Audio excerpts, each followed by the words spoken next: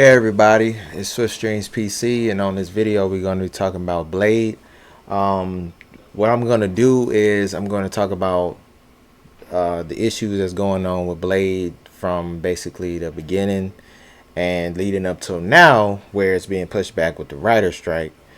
And then I'm going to show you the only cutscene that we got of Blade and kind of talk about like how we feel in this room today. So I got my man Donnell here. He's used to do some work with like BET celebrities, taking pictures, doing photography back in the day. He has a line out called Savage Nerd, so y'all check him out. And if you want to be a part of the conversation, you have to come to Fanbase. You cannot be a part of this conversation if you're not on Fanbase. I do take people from the audience and bring them on stage, and then you can speak and possibly be tipped love, which is money, or get a subscriber, which is also money. So if you want to be a part of the conversation, come on the fan base and then join the NIA camp. Let's get this conversation started. So let me just go ahead and talk about the stuff that's happened leading up to the push for Blade to be pushed back. So because of the writer's strike, it started out actually when Blade basically had a rumor saying that it had a script that wasn't really done or finished, and it had lackluster action scenes, and the writer ended up leaving and all of this different stuff. So E-Man is the guy that initially knows people in the industry that's tied to this project, and he went in and talked about it. So I'm going to play that actually, so you can kind of get caught up to what's going on that led up to this, because this movie was supposed to been done like yesterday. It's supposed to been done, but it didn't get done because they couldn't get the right writer. They wanted it to be basically PG-13. They didn't want to go with the R rating, and it just didn't work out. You know what I'm saying? That, you know, you putting yourself already in a sandbox that's not that big, because, you know, it's Blade. Like, Blade's universe is not the most impactful universe in Marvel, but at the same time, it shined because it was able to do crazy stuff like hyperviolence and you know, go deep into the culture of vampirism, all that different horror stuff. It was able to do all of that, and then you get the Mickey Mouse coming in the picture, and they don't really fool with none of that. But yet Deadpool got 3 movies, and well, it's about to have 3 movies, and it's still rated R. They didn't try to change it or try to, you know what I'm saying? Vampires don't work on no Twilight type of stuff. But anyway, I'm going to just go ahead and play this, and then we'll go into the conversation after that. There would be no Avengers. There would be no Tony Stark.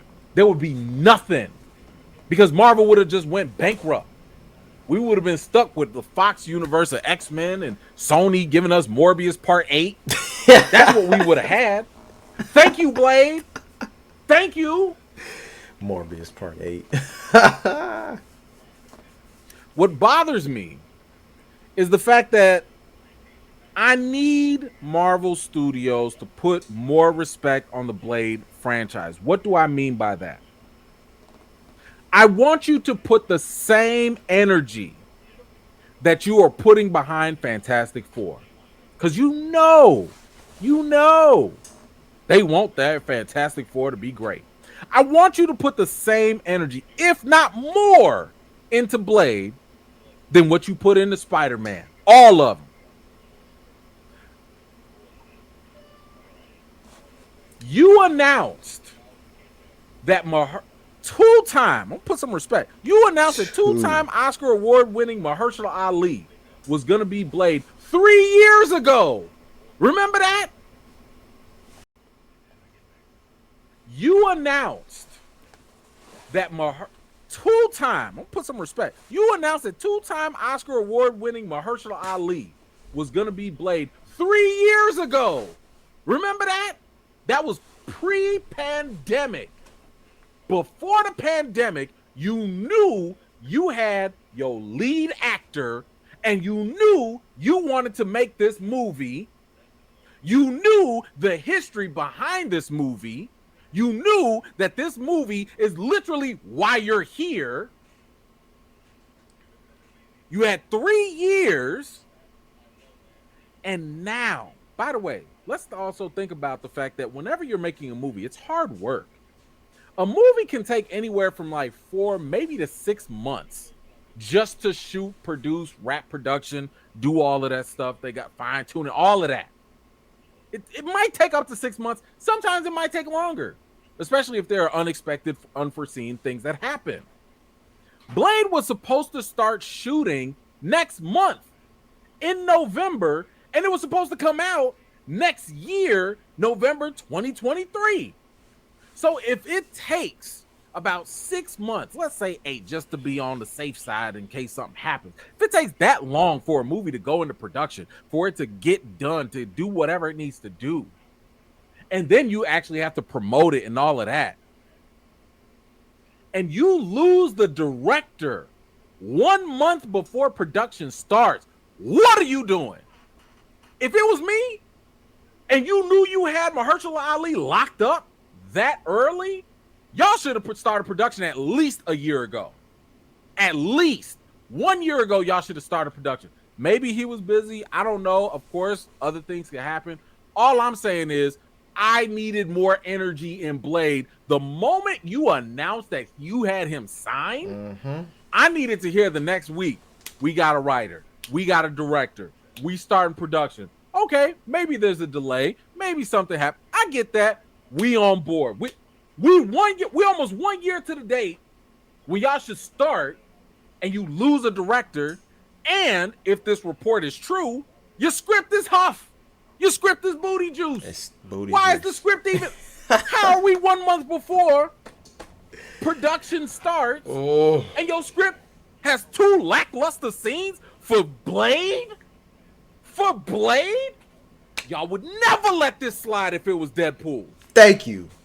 Never. If anybody ever said, hey, a Deadpool script had some lackluster action, Kevin Feige would come in there with a blowtorch and be like, woof, start over right now. What? I need y'all to put some respect on Blade. Oh, boy. We already don't have enough black lead actors doing these movies.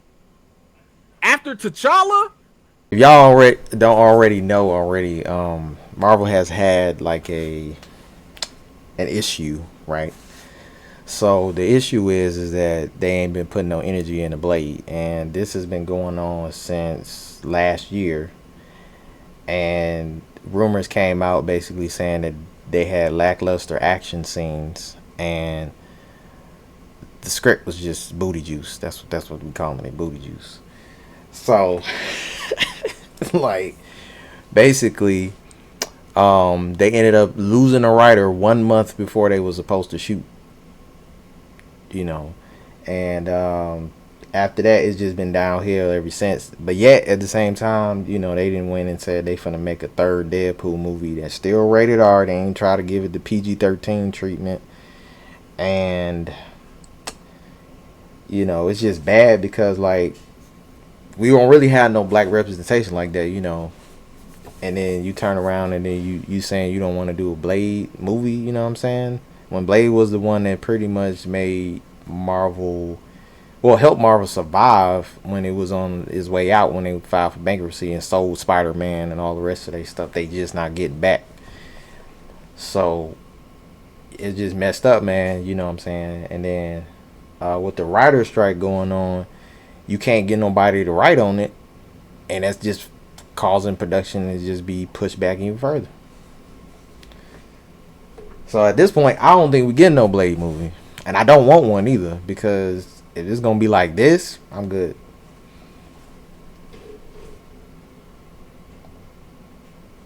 Yeah, I hear what you're saying, because I was checking out all the different stuff that's coming out, like that they're filming within the next year or so. and like they're doing casting for the Fantastic Four. They're filming the Thunderbolts, which nobody really wanted because a lot of people don't know who it is. I guess they're trying to take the Guardians of the Galaxy approach with Thunderbolts, put a movie out where we can spend a little bit of money and see how it pops off. And then, they got the other TV shows that they're doing. Agatha. If anybody familiar with the Scarlet Knight series, Vision and, WandaVision, if you watch that chick on that, Agatha, who was also a witch who kept on a spell in the city, her TV show coming out, that's shooting in Atlanta.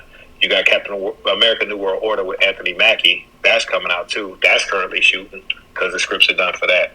So I'm on the long lines with you, running around same lines with you, because even Spider-Man is about to start shooting in January 2024. And so to me, it's just like you said, they don't want to put the interest, time, or money into getting a good Blade movie, even though Blade saved the franchise. Yeah, and Kevin Feige even admitted that if it wasn't for that movie and that series, which I got right here, I got the DVD right here, y'all. Let me go ahead and get that shit up close real quick so y'all can see it. If it wasn't for these 3 movies, there wouldn't be no MCU, period. Because nobody was really checking for no superhero movies, you know what I'm saying? So that made people think like, oh, it can be cool, it can be edgy, it can be something spectacular, you know what I'm saying? And it's fiction, you know what I'm saying? But hey, it sucks that they don't see that give it that same love and respect that they do all the other stuff. I mean, and I remember the other day you were saying it's because basically that was the last thing they had left. So it was like, well, we ain't got nothing else to work with. Let's just throw everything into this. Since we always, what I'm saying, since we already down, and then, they would probably wouldn't expect it to go up the way it did and bring them up as well. Now that they got everything back, they like, oh no, we just did that just because we just, we ain't had nothing else left. You know what I'm saying? That was like really our B, C, D list property IPs or whatever that we was throwing out. Yeah, they didn't try. I mean, basically, Wesley Snipes spearheaded all that because the only black superheroes you had before that was Meteor Man and Blank Man. That's all we had. And then, you had I'm dead serious. That's all we had. Before Meteor Man and Blank Man, you did have Black Lightning, and then you had Black Bolt. Now that they came on the Super Friends, but outside of that, then you had Cyborg too. But we wasn't getting no Cyborg movie, a Black Lightning movie, a Black Bolt movie, and so and Robert Townsend don't get the credit he deserves for putting Meteor Man out. Like everybody always forgets, he was the first one to put a black superhero movie out, so he should get the props that he deserved for that. But outside of that, it was slim pickings for black folks if you was going in the theater to see a black superhero. I mean, the closest we got was Richard Pryor in Superman 3. And he wasn't even a hero in that. He was just playing a role what Richard Pryor do. And I mean, a lot of black people went to see Superman 3 because of Richard Pryor. But the role he played, if you look at it in today's standards, you're like, man, a lot of us wouldn't have supported no bull like that. It's almost like with Chris Tucker when he was in when he played Ruby Rob in the Sixth Element. Yeah, and like Ruby Rod's character, like even though he was an intricate part to the story, it was just how he was portrayed in the story, which made it seem like you wanted us in there. You only got Chris Tucker in the movie just to make black people come see the movie, even though a lot of black people like Bruce Willis movies. You really didn't need to have his character in it like that. So it to me, I think we should get more money and backing for black superhero films. Because we learned that from when Watchmen was on TV. That had a high-ass rating as far as, with Regina King, as far as an HBO series. And people were upset because they didn't go into the second season, but the story was only written for one season. Then you had, I'm trying to think of the name, the Jonathan Majors was in it, Lovecraft Country. Even that series was big and for Black people, because the historical aspect, how a lot of people found out about Tulsa, Oklahoma, and also what happened in the different riots and so on and so forth. Lovecraft Country opened up a lot of that and the racism that Black people dealt with, even though it had something to do with magic and mysticism. It was still something that we enjoyed because Black people are into different artworks and forms of crafts too, whether it's comics, magic, and dragons and demons. We all got our little niches that we like. And so that shows that we can attract people to watch things if they actually put the money into it. Right. Which the Blade announcement was fresh off of Black Panther's success. You know what I'm saying? After that movie made like dang near $1 billion, they was like, okay, let's go ahead and do Blade then. Let's do it. But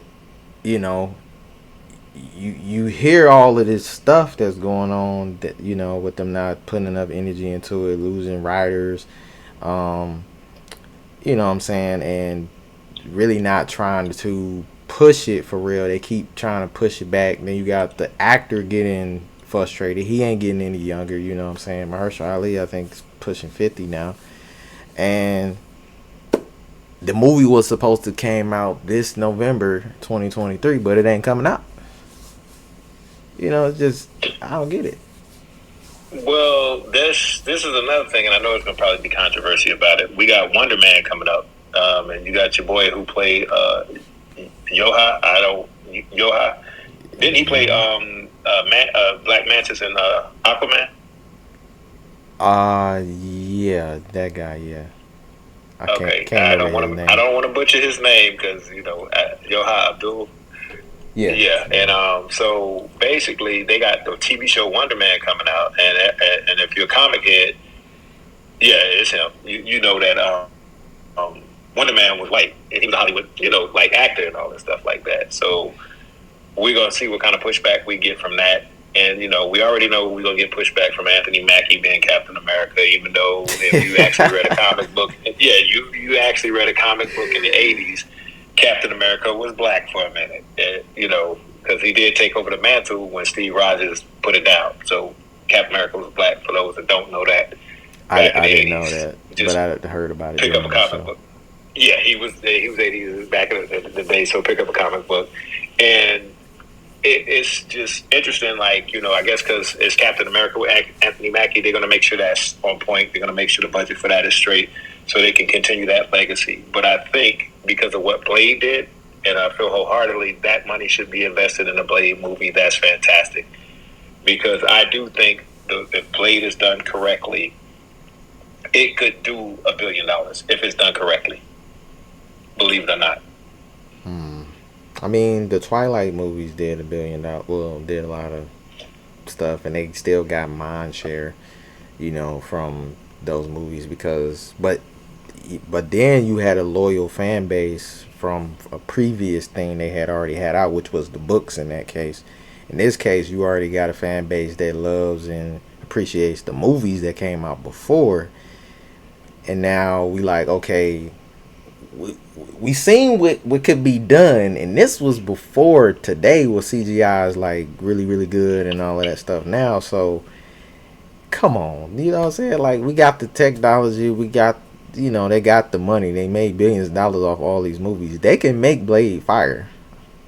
Blade could be awesome with today's technology. I mean, because even if you look at how when they stabbed the vampires back in the day and they turned into ash. Mm-hmm.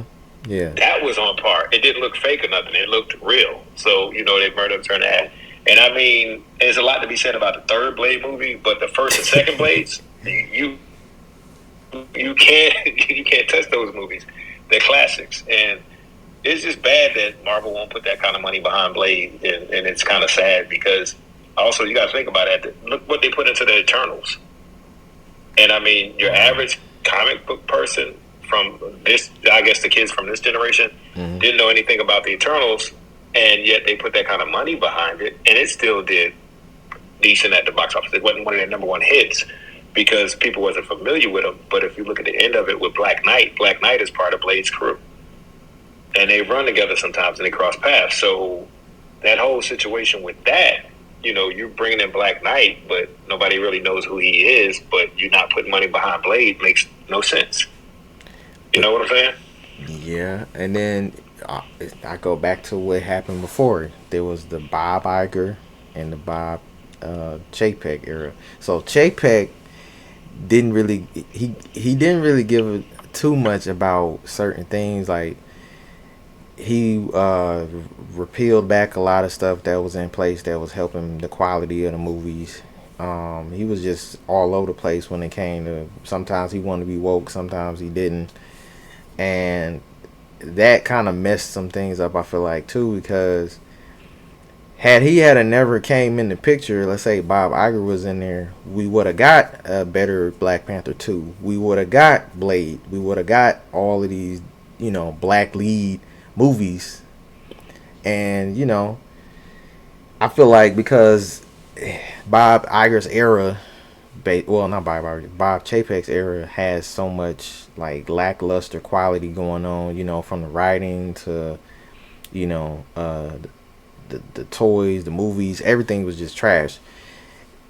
That I feel like hurt everything going on with Blade even more, because it's like, well, at the time they didn't even have the infrastructure in place no more, because dude went in there and just gutted everything that was good and wanted to push, you know, things that were just, I guess you could say, like pandering or whatever, like what we were saying, like stuff that's pandering.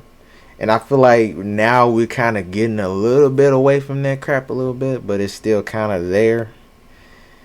But man, I don't understand it. Like, you pandering to the wrong people. Like, if you're gonna pander to black folks, Blade is it. Like, yeah, that's the biggest. If you want to pander to black folks, Black Panther, Blade, Storm, those are the ones we want to see on the screen. Give us what we want to see. And I'll even bring up Thor: Love and Thunder, and because that movie irked the hell out of me, dude. It's like you took Christian Bale and as Gorda Butcher, and basically just like his performance was flawless in that, and you just gave it a lackluster script when that script could have been so much more than what it was. Right. And it's like, okay, if this is one of your main characters and you would throw some crap out like this, we already know what you're going to do with, you know, with everybody else. You know, and even when, if you want to bring Jonathan Majors back into it with his role as Kang and Ant-Man and Wasp, you know, movie, the latest movie, he did a damn good job at his role. But that script kept you hanging because it was a lot of nothing in the movie that could have been left out. That could have been left on the cutting floor. And it's just like, you're taking all these good black characters that you're making and not giving them what they deserve. Not saying that Gore was a black character, but you understand what I'm saying as far as the writing, the best actors that you have. And so if you're not going to put that money behind them, or that's the script, you're putting money in some cases, but you're not giving them that material they need. Go to the source material if it's that hard for you to do. Everybody knows who Blade is. We don't need the Blade origin story. If they want that, they can go back and watch the first Blade. We know his mom was bitten by a vampire while she was pregnant, had birth. Boom. We don't need an hour of the movie, that part of, you know, just put him in action, whether it's Russia fighting vampires, New York City, London, you know, going back all the way to, you know, Vlad the Impaler up in, you know, Yugoslavia and, you know, in Transylvania and all that stuff like that. That would be a great start to the movie, like him fighting Dracula. That would kill straight off rip. You open a scene, him in Dracula's castle fighting Dracula with Black Knight. You know, that would work. And somehow Dracula escapes, and then they go off into their tirade of doing whatever. But that also ties back into what Black Knight was doing with the Eternals, because that took place in London. So you're already in Europe, so why not start from that aspect of the movie? Yeah, I mean, they big on this connected universe stuff, even when it doesn't really serve the story. So I'm like, all right, go ahead and do it. Because I thought in Love and Thunder they was gonna have more Guardians and Thor together, and then it turned out James Gunn wanted to go a whole different direction. I feel like that's why Thor sucked, because we didn't get the real team up between Guardians and Thor. It was kind of like false advertising. And same thing with this. You dwingle Blade in front of me, but then you turn around and take his ass right back, or don't do nothing really with him, and it's like, but you got me to come to this theater to come see just the after credit scene. So this is that only scene that we've gotten of Blade, and basically it was in the Eternals movie. And like, if I could compare, contrast the old Blade movie, you know what I'm saying, this right here, to just this one cut scene, it's not even comparable. But let's go ahead and watch it. You can do this.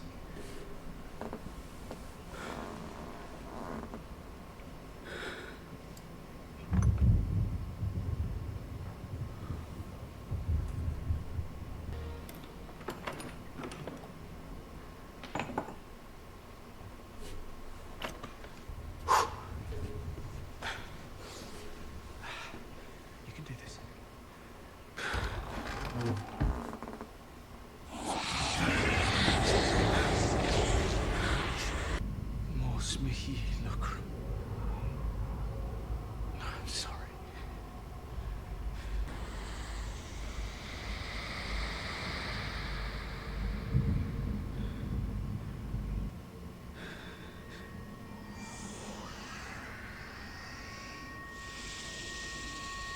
I have to try.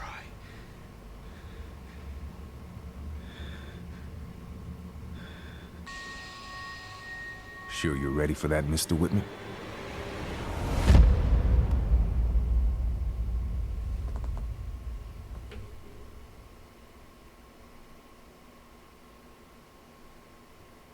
Bruh.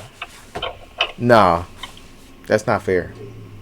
Yeah, exactly. So, it is what it is, and I think that eventually something's going to have to give, because he's going to either wind up pulling out of it, and then that's going to really piss a lot of people off, because outside of him, it's not too many people I could see playing Blade.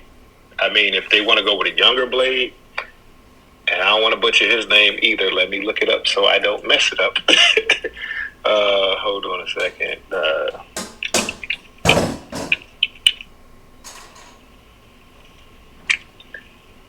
Okay, Damson Idris from Snowfall. I can see him playing Blade, because you got a younger actor who's very talented, and then I can see him carrying that mantle, because, like you're saying, Mahershala is 50 years old almost. You can get maybe one or two movies before you really, in that time frame, and I don't see them making another Blade movie within 10 years. Right. After the first one, because they're trying to pack so much in. So if they can't get what they need to go with a younger actor, and he would fit that part perfectly, and then he could carry that mantle as Blade into, being older and everything. Yeah, I agree. And I know with that actor, they was looking at using him as a Kang replacement if Jonathan Major's situation don't get no better. No, I can't see him replacing Jonathan Major. That's some big shoes to fill. Because, that's some big shoes to fill for that. Because his acting skills, like I said, if you ever watch his movies, go watch The Last Black Man in San Francisco, and he did a monologue in that movie. Dude, after you watch that, you're a fan for life. But, he has his ups and downs, but I would prefer him to be Blade than Kang. Or it could be the next T'Challa. Either way, you got a good standing. But as far as Kang, I wouldn't put him in the spot of Kang. Yeah, I feel you. That's it for this video.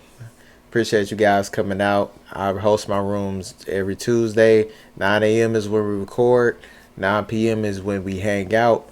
If you come to the room, you can get on stage and possibly we tip love, and or you may get a subscriber. And I like to keep doing these conversations, talking about pop culture and things that's going on. And I'm going to be moving into having special guests and things as well. So I'm going to get those connections and send those emails and make that happen. So I appreciate you all coming out, listening to us talk about the Blade movie. Hopefully Blade gets some traction and some energy put into it. And if it does, I will be here watching it and covering it. So have a good day.